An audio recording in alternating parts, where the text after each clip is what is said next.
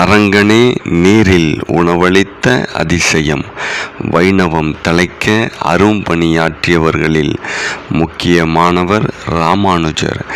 இவர் திருவரங்கத்தில் தங்கியிருந்து சேவை செய்த நேரத்தில் நடந்த ஒரு நிகழ்வை பற்றி இந்த வீடியோவில் நம்ம பார்ப்போம். திருவரங்கத்தில் ஒரு ஏழை வைணவர் வாழ்ந்து வந்தார். அவருக்கு 16 பிள்ளைகள். திருவரங்கம் அரங்கநாதனின் ஆலயத்தில் பிரசாதம் வழங்கப்படும் வேளையில் எல்லாம் அதை பெற்றுக்கொள்ளும் முதல் ஆளாக அந்த வைணவர் இருப்பார்.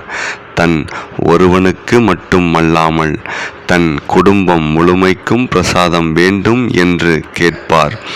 அதனால் தினமும் கோவிலில் கூச்சல் குழப்பம் ஏற்பட்டு வந்தது. ஒரு நாள் கோவில் பிரசாதம் வாங்குவதற்காக மெலிந்த உடலோடு காணப்பட்ட தன்னுடைய 16 பிள்ளைகளுடன் வரிசையில் நின்றுவிட்டார் அந்த ஏழை வைணவர். அவருக்கு வழக்கம்போல பிரசாதம் தர முடியாது என்று கோவில் பணியாளர்கள் விரட்டி கொண்டிருந்தனர். அப்போது அங்கு வந்த ராமானுஜர் இந்த காட்சியை கண்டார்.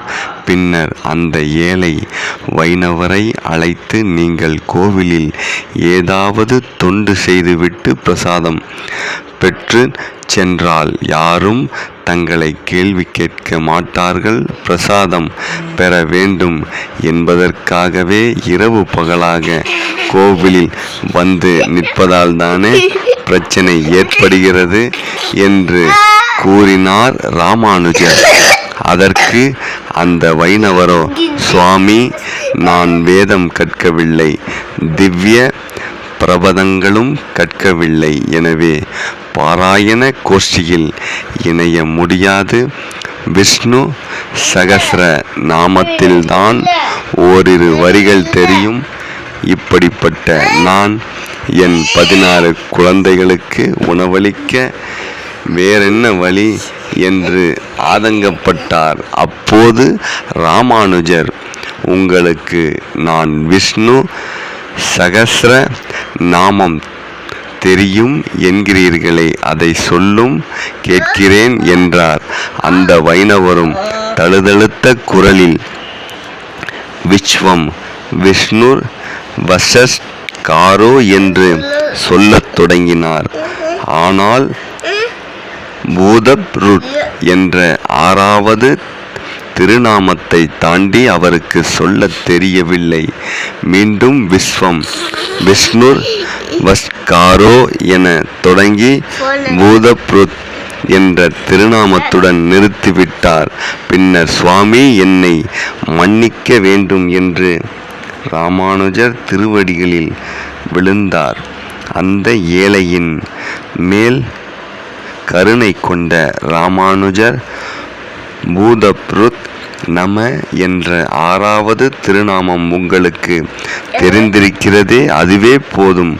பூதப்ருதே நம என்று தொடர்ந்து ஜபம் செய்து வாருங்கள். உணவை தேடி நீங்கள் வரவேண்டாம், உணவு உங்களை தேடி வரும் என்றார். அடுத்த நாள் முதல் அரங்கநாதரின் கோவிலில் அந்த ஏழை வைணவரை காணவில்லை. அவர் எங்கு சென்றார் என கோவில் பணியாளர்களிடம் ராமானுஜர் விசாரித்தார். அதற்கு அவர்கள் வேறு எங்காவது அன்னதானம் வழங்கியிருப்பார்கள், அங்கு சென்று இருப்பார் என ஏளனமாக கூறினார்கள். அதே நேரம் அந்த ஏழை வைணவர் வராத நாளில் இருந்து அரங்கநாதருக்கு சமர்ப்பிக்கப்படும் பிரசாதத்தில் ஒரு பகுதி மட்டும் காணாமல் போய்கொண்டே இருந்தது. இச்செய்தி ராமானுஜரின் காதுகளுக்கும் போய் சேர்ந்தது. எவ்வளவு நாட்களாக இப்படி நடக்கிறது என்று அவர் கேட்டார். அதற்கு பதிலளித்த பணியாளர்கள், நீங்கள் அந்த ஏழை வைணவரை கோவிலுக்கு வரவேண்டாம் என்று சொன்ன நாளில் இருந்துதான் இப்படியெல்லாம் நடக்கிறது என்றார். சில நாட்கள் கழித்து கொள்ளிடத்தின் வடகரைக்கு ராமானுஜர் சென்றபோது அந்த வைணவரும் அவரது 16 பிள்ளைகளும் நல்ல ஆரோக்கியத்துடன் ஒரு மரத்தடியில் குடியிருப்பதைக் கண்டார். ராமானுஜரை கண்டதும் அந்த வைணவர் ஓடி வந்து அவர் திருவடிகளில் விழுந்து வணங்கினார். பின்னர், நான் தினமும் பூதப்ருதே நம என ஜெபம் செய்து வருகிறேன். அந்த பையன் தினமும் 2 முறை என்னை தேடி வந்து பிரசாதம் வழங்கி கொண்டிருக்கிறான் என்றார். ராமானுஜரே, எந்த பையன் என்று வியப்புடன் கேட்டார். அவன் தன் பெயரை அழகிய மணவாள ராமானுஜ தாசன் என்று சொன்னான். கோவிலுக்கு அருகில் இருந்து இறைவனுக்கு இடையூறு செய்ய வேண்டாம் என்றுதான் இவ்வளவு தூரம் தள்ளி வந்து இந்த மரத்தடியில் தங்கினேன். ஆனால் உங்களது தெய்வீக பார்வை என் இருப்பிடத்தை கண்டறிந்து விட்டது என்று அந்த வைணவர் சொன்னவுடனேயே ராமானுஜருக்கு புரிந்துவிட்டது. அரங்கநாதன்தான் அழகிய மணவாளன் என்ற பெயர் தாங்கி சிறுவனாக வந்து பிரசாதம் வழங்கியுள்ளார் என்று. பின்னர் அவர் அந்த ஏழை வைணவரிடம் சொன்னார், நான் யாரையும் அனுப்பவில்லை. பூதப் ருத் என்ற திருநாமத்துக்கு எல்லா உயிர்களுக்கும் உணவளிப்பவன் என்று பொருள்.